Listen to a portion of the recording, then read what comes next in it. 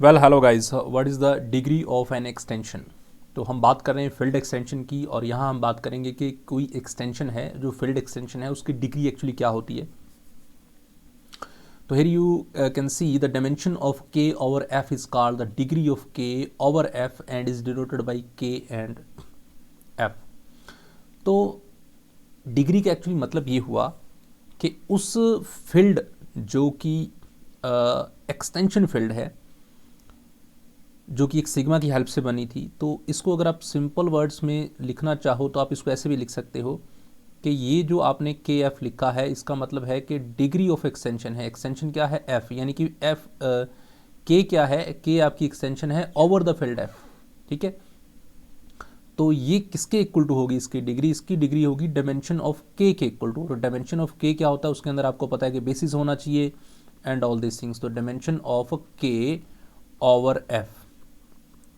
ठीक है, तो ये यहाँ से वेक्टर स्पेस की भी आपको अंडरस्टैंडिंग होनी चाहिए कि कोई भी जब वेक्टर स्पेस बनाते हैं तो वो किसी न किसी फील्ड के ऊपर बनता है। तो आप ये समझ सकते हैं कि के जो आप एक्सटेंशन फील्ड बोल रहे हो ये अपने आप में एक वेक्टर स्पेस भी है। ठीक है, तो के कोई वेक्टर स्पेस है ओवर द फील्ड एफ, और इस वेक्टर स्पेस को आपने एक्सटेंशन ऑफ फील्ड बोला है।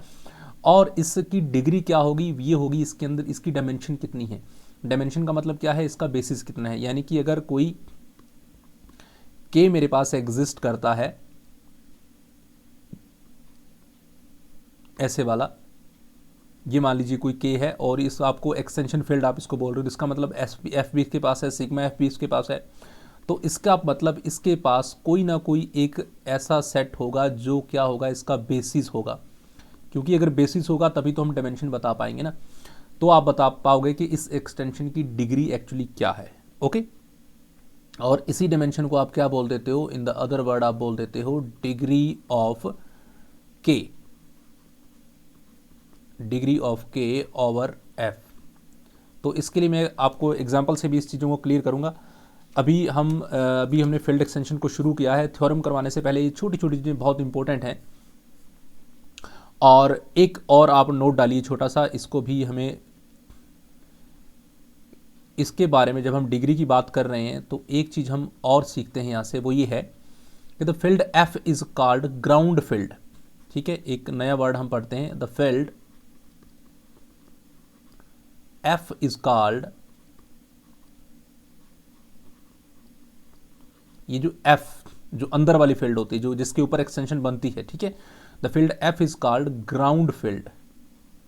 और जिस दोस्त को फील्ड एक्सटेंशन के बारे में भी कंफर्मेशन पूरी नहीं है तो वो प्लीज़ लास्ट लेक्चर जरूर देखिए। तो the field F is called ground field. इस F को हम बोल रहे हैं कि ये ग्राउंड फील्ड होगी अगर क्या हो जाए, इफ़ ये जो के एफ है इसका मतलब क्या होता है? इस के एफ को ऐसे लिखने का मतलब क्या है? इस क्लोज ब्रैकेट के अंदर इसका मतलब होगा डिग्री। और अगर इसकी डिग्री क्या हो जाए? लेस देन इनफाइनाइट हो जाए। ठीक है, यानी कि ये क्या होगी? इसकी डिग्री फाइनाइट होगी। और इसका मतलब then we say that,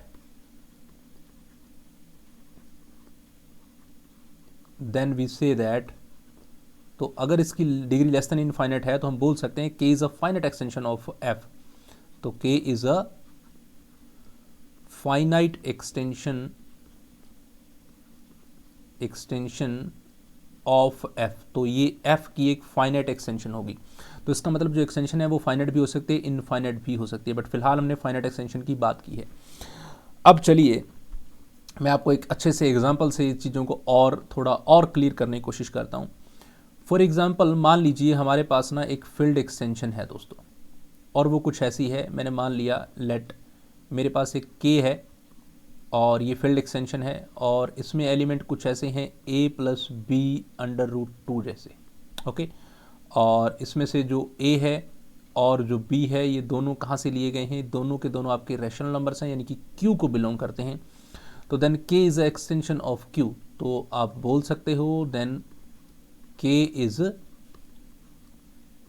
extension of q। वैसे तो अगर मैं q के एक्सटेंशन की बात करूं तो हमने रियल नंबर के सेट को q का एक्सटेंशन बोला था। ठीक है, तो अलग अलग हमने फील्ड एक्सटेंशन बनाई थी। एक मैंने आपको q और r की बना के दिखाई थी, ठीक है, r और कम्प्लेक्स नंबर के सेट की बना के दिखाई थी। बट फिलहाल एक एग्जांपल से हम इसकी डिग्री को फाइंड आउट करने की कोशिश करेंगे। तो एक अच्छा एग्जांपल है ये डिग्री के लिए। तो इसका सोल्यूशन देखिए क्या करते हैं। देखो दोस्तों, हमने क्या कहा कि हमारे पास एक के ऐसी एक फील्ड एक्सटेंशन है जो ओवर द क्यू, तो हम इसकी डिग्री को फाइंड आउट करने की कोशिश करते हैं कि इसकी डिग्री क्या होगी, यानी कि आपको ये क्या निकालना है कि के Q what will be the degree of this extension, इसकी डिग्री क्या होगी। डिग्री को ऐसे लिखते हैं तो क्या होगा।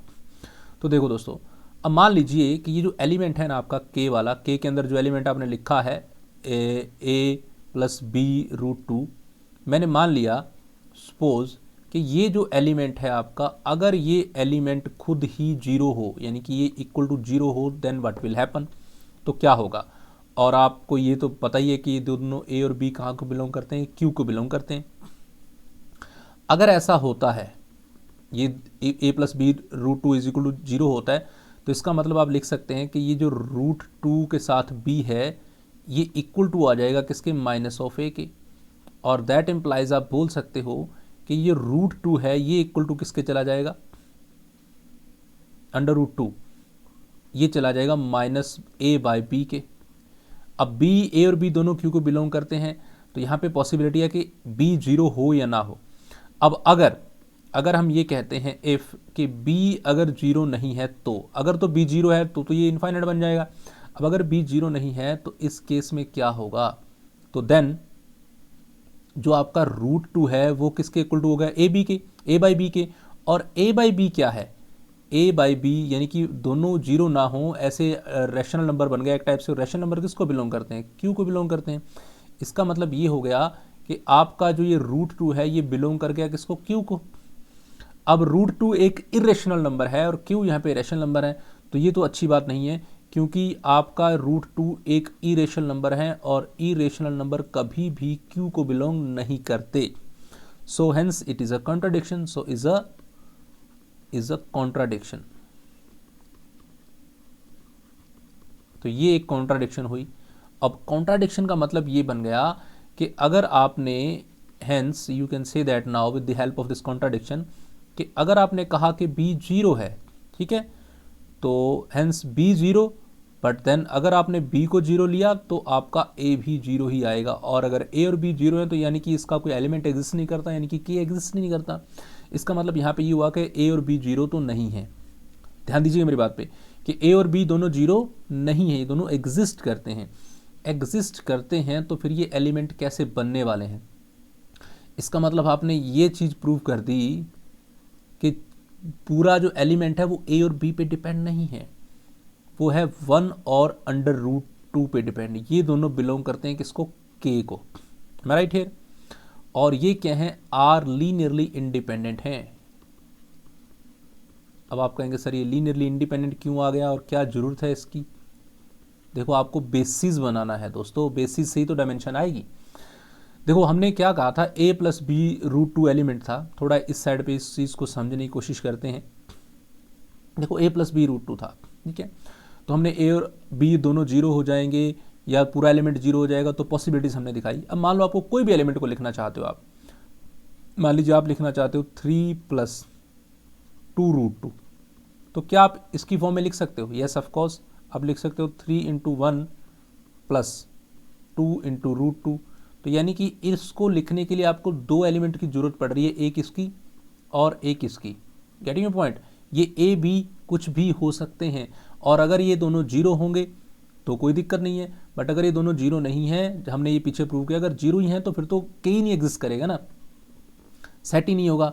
अगर ये दोनों जीरो नहीं है उस केस में आप ए और बी कुछ भी लीजिए, जैसे मैंने यहाँ पे ए थ्री लिया, बी टू लिया, कुछ भी एलिमेंट लेंगे, बट इन दोनों को लिखने के लिए, इन दोनों को लीनियर कॉम्बिनेशन बनाने के लिए आपको जरूरत पड़ेगी किसकी, एक वन की और दूसरी किसकी जरूरत पड़ेगी, रूट टू की। यानी कि ये वन और रूट टू दो एलिमेंट हैं के के अंदर जो कि लीनियरली इंडिपेंडेंट है और पूरे के पूरे को लिखने की ताकत रखते हैं। ठीक है, आप लिख सकते हो that are over the F, independent over F.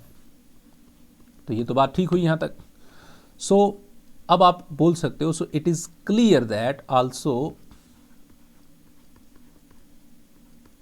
It is, आप बड़े पेशेंस से ये चीजें समझने वाली हैं दोस्तों। Also it is clear that every element of K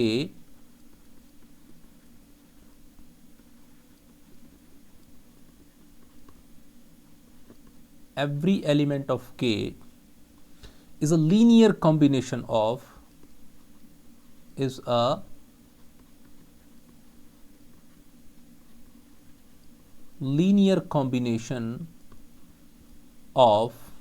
एक किसका 1 का और दूसरा किसका √2 का. Okay, so thus you can say that now ये जो 1 और √2 दो एलिमेंट्स का आपने जो सेट बनाया है ना, ये क्या बन गया, ये इज अ बेसिस बन गया. क्योंकि बेसिस, किसी भी सेट को बेसिस बनाने के लिए दो बातें इंपॉर्टेंट होती हैं. एक तो वो लीनियरली इंडिपेंडेंट होना चाहिए, जो कि हमारे पास ये है, और दूसरा क्या होना चाहिए, वो हर एक एलिमेंट को लीनियर कॉम्बिनेशन में लिख सके. और ये मैंने आपको दिखाया कैसे ये लिख सकता है. तो ये बेसिस बन गया. बेसिस बनते ही आपको ये पता चल गया कि अब इस के की डायमेंशन कितनी है.